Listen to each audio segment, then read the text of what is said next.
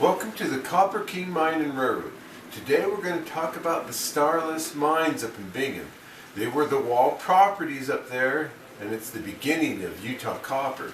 So stay tuned. Starless Mines Bingham.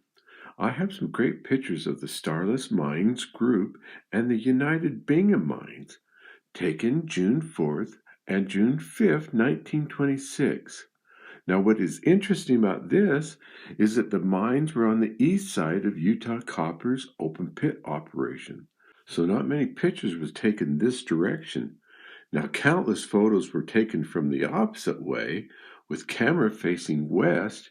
Everybody wanted to capture the view as the mountain was being devoured. The Starless Mines history could be considered the beginning of mining low-grade ore. Colonel Enos A. Wall was the first to recognize the potential of the vast store of low-grade ore at Bingham.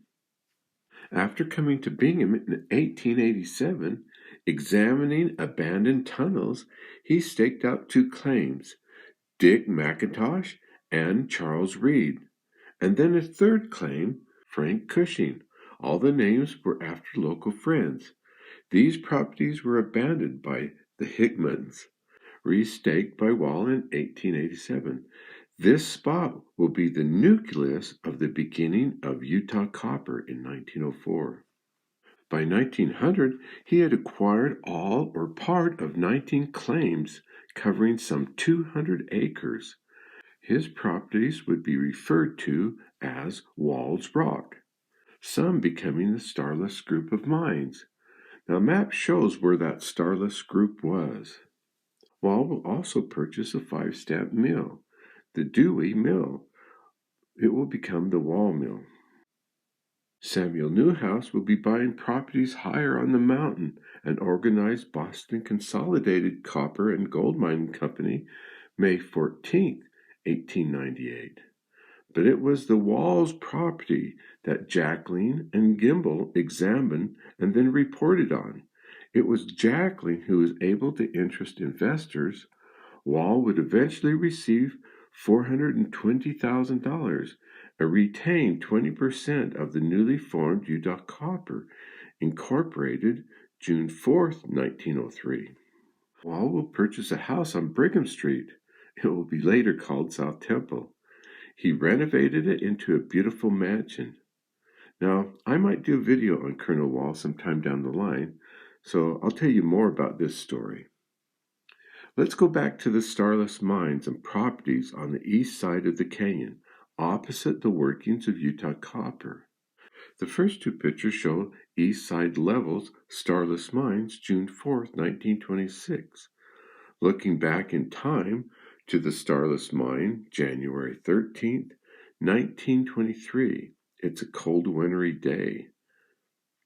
Then another picture taken the same spot. This photo is labeled, so it's Starless Group, air compressor, the tunnel entrance, R, G, and W trestle at Utah Copper Mine. Now, a good indicator where the Starless mine was at is this unique S-curve of the Rio Grande Western trestle. At one time, ores from Boston Consolidated and other Carfort mines used this bridge to access Cuprum Yard. Now, that was once the route to the mills. The next picture is moving down the canyon. It shows the Starless and United mine property. Bottom left is the old engine house on that Cuprum Yard, once part of the Rio Grande Western low-grade line.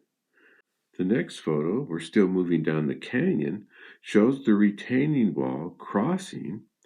It was a landmark in Bingham for many years, seen in numerous pictures, and that's bottom right. The next four pictures, taken around the same time, shows the Tiawaki Gulch. C, E, and H dumps are filling in that gulch. Now, I love seeing pictures of the remaining mountains before everything was covered up or ate away. Now, the map shows where that Tiawaki Gulch was. This panoramic view of the canyon taken in 1926 shows that spot in the canyon. The green arrow shows the McGuire Gulch, and the red arrow shows the Taiwanki Gulch. So that's just a little tiny bit of history of the Starless Mines, Bingham Canyon.